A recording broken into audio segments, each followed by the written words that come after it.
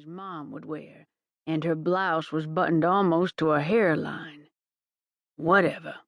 She'd done what they'd asked, worn the red hat and sneakers, and was presumably on her way to buy a piece of fruit so she could be distinguished from all the other school moms that might be lurking in the market.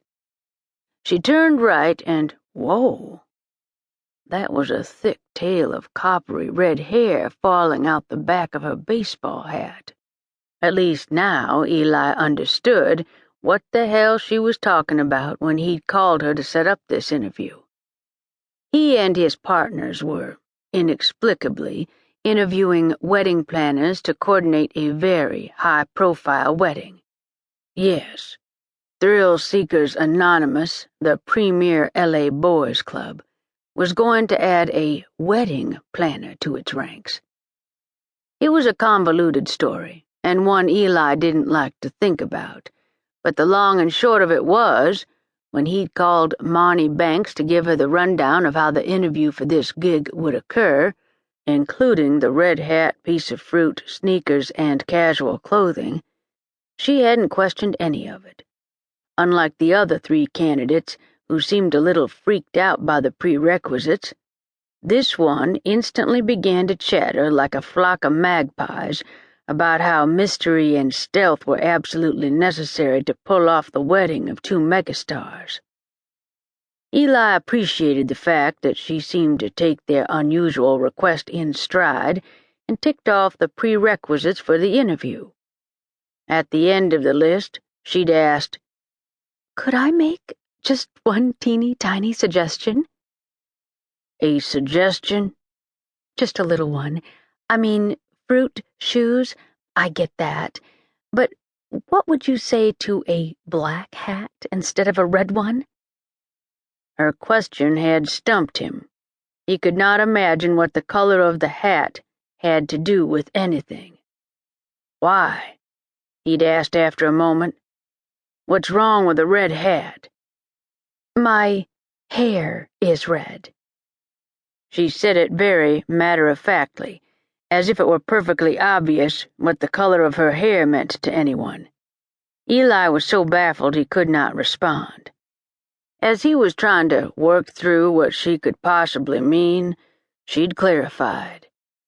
"A red hat would really clash with my hair." He told her to hang on a minute, then covered the phone with his hand and stared blankly at the wall.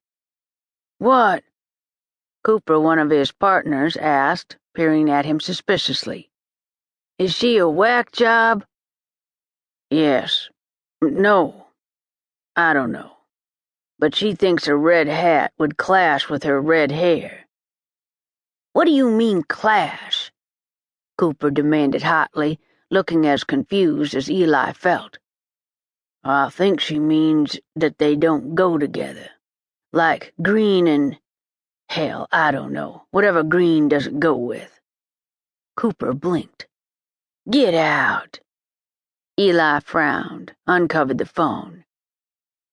"No," he said sternly to Marnie. "Red hat." "Okay, just thought I'd ask. It never hurts to just ask, right? I've never been shy about asking because I figured, Marnie, is that you?" The older woman's voice on the line startled Eli, and apparently Marnie too, for it was the first time she had shut up since he'd called. "Mom, I'm on the phone." "Are you? Oh, I thought I heard the phone ring. Well, sorry for the intrusion, honey. Bye now." The phone clicked off. "I am so sorry about that," Marnie had gushed. "How embarrassing." She laughed a little too hard. "You know how mothers are." She lived with her mom?